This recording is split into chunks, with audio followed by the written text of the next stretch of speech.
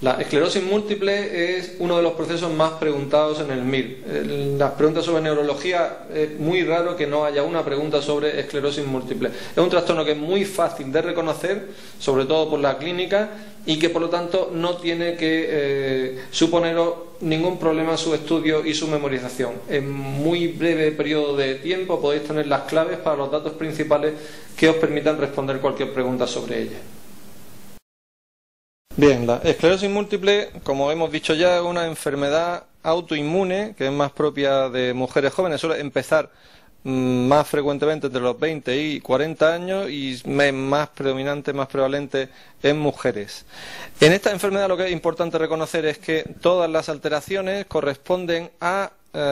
cuadros desmielinizantes, por lo tanto lesión de vías, no lesión de motoneuronas como tal, ni de neuronas corticales, y esa lesión de vías tiene que ser del sistema nervioso central. No hay lesiones del sistema nervioso periférico, porque la enfermedad desmielinizante del sistema nervioso periférico es el Guillain-Barré. Bueno, pues bien, como trastornos desmielinizantes del sistema nervioso central tenemos trastornos, por un lado motores, pero los trastornos motores, como es obvio, solo pueden ser trastornos de la vía piramidal, desmielinizaciones de la vía piramidal. Por lo tanto, lo que suelen ser son lesiones de primera motoneurona con reflejo exaltado, con Babinski y con espasticidad. Todos los signos de primera motoneurona. Si nos cuentan un caso de una persona joven que tiene un trastorno motor con pérdida de los reflejos, la esclerosis múltiple no va a ser nuestro diagnóstico principal, desde luego, y prácticamente vamos a descartarlo. En cuanto a trastorno sensitivo, vamos a tener cualquier trastorno sensitivo posible. Entonces vamos a tener posibilidad de alteraciones termalgésicas, de alteraciones de la vía cordonal posterior, que es tal vez lo más típico, en donde se pueden ver pues pérdida de la sensibilidad vibratoria como un signo relativamente precoz, se puede ver el signo del Hermite, por ejemplo, que es también bastante característico de estas alteraciones, como una especie de calambre eléctrico que se da al flexionar el tronco, etcétera, etcétera. Son también bastante típicos en la esclerosis múltiple los signos oculares, y esos signos oculares pueden venir por una neuritis óptica, que suele ser una neuritis óptica retrovulvar, es decir, con el fondo de ojo normal, y en donde podemos ver la pupila de Mark-Cocoon, que consiste en que no existe el reflejo fotomotor directo y sí el reflejo fotomotor consensuado, por ejemplo. La oftalmoplegia internuclear, por alteración del fascículo longitudinal medial que conecta los núcleos del sexto y el tercer par craneal, y que por lo tanto nos hace que cuando queramos mirar hacia la derecha el sexto par craneal sí funciona y por lo tanto el ojo derecho sí que mira para afuera, pero sin embargo no se le manda la orden al tercer par craneal, por lo que el ojo izquierdo no se mueve. Ese sería el signo característico cuando queramos mirar hacia la derecha, el ojo derecho sí mira para allá, el izquierdo sin embargo no. Oftalmoplegia internuclear, muy típico, sobre todo cuando sea bilateral, muy típico de las personas con esclerosis múltiple, aunque también se puede ver en el lupus. Son también frecuentes la alteración de los pares craneales, por ejemplo, con parálisis facial, con neuralgia trigeminal, signos, por ejemplo, cerebelosos, existen signos también, pues por ejemplo, esfinterianos, trastornos sexuales también, pueden existir trastornos mentales, incluso cuadros que simulen trastornos psiquiátricos, etcétera, etcétera. Pero lo más importante es reconocer qué tipo de signos pueden estar presentes en la esclerosis múltiple y recordar siempre signos de vías y signos del sistema nervioso central, nunca periférico. Por ejemplo, lesiones eminentemente corticales como una afasia, por ejemplo, una apraxia y tal, no se dan en las personas que tienen esclerosis múltiple. No hay tampoco parálisis flácida, etcétera. Si ese cuadro se presenta así en una persona joven entre 20 y 40 años con un brote de trastornos neurológicos que duran más de 24 horas, recordarlo, si es un cuadro de 1 hora, 2 horas, eso vamos a pensar más bien en algo isquémico o en un equivalente histérico, etcétera, etcétera. Más de 24 horas y con episodios que difieren entre ellos por lo menos un mes, aunque suele ser más lo que difieran de entrada. Bien, pues con esto simplemente decir que el diagnóstico consistirá en demostrar que existen esas lesiones, que son placas desmielinizantes,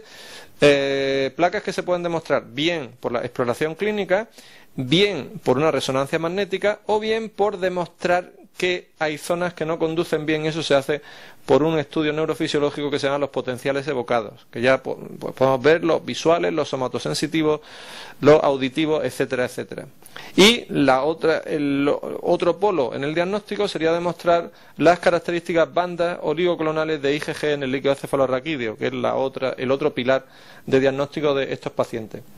En cuanto al tratamiento, nosotros podemos tratar, uno, el brote, y ese brote hay que tratarlo con fármacos pues que bloqueen esa respuesta inmunitaria, sobre todo con corticoides en dosis muy altas, y luego la prevención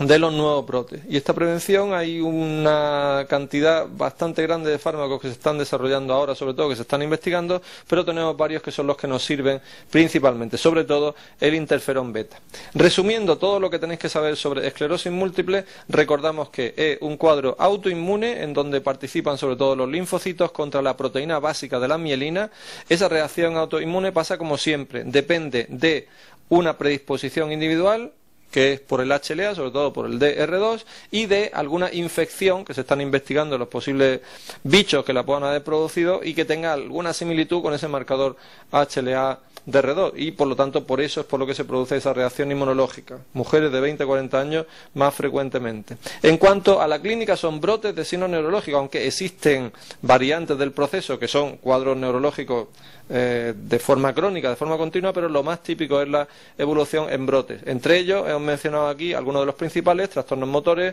trastornos sensitivos, trastornos cerebelosos con ataxia, alteraciones del tronco del encéfalo, de los pares craneales, y una variante, por ejemplo, que se llama la enfermedad de Davis, que asocia neuritis óptica con mielitis transversa. La neuritis óptica retrovulvar y la oftalmoplejía internuclear la hemos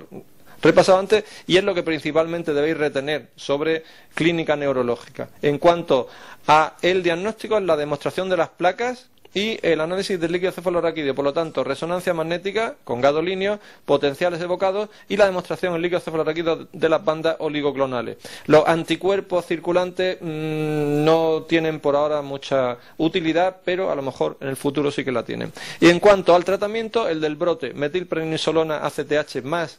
el tratamiento sintomático, usamos más la metilprednisolona intravenosa como tratamiento del brote, y luego, para intentar impedir la aparición de los nuevos brotes, los principales fármacos que tenemos actualmente son interferón beta, tanto 1A como 1B, la copaxona o acetato de glatiramer, y el fingolimod, que es un fármaco nuevo que ahora se ha aprobado y que puede ser de primera línea en el mantenimiento de los pacientes con esclerosis múltiple. El resto de los tratamientos, como con la mitosantrona, con anticuerpos monoclonales, como el natalizumab, como el alentuzumab, etcétera, etcétera, todo eso tienen un papel algo más secundario, y es cuando no se responda a ello.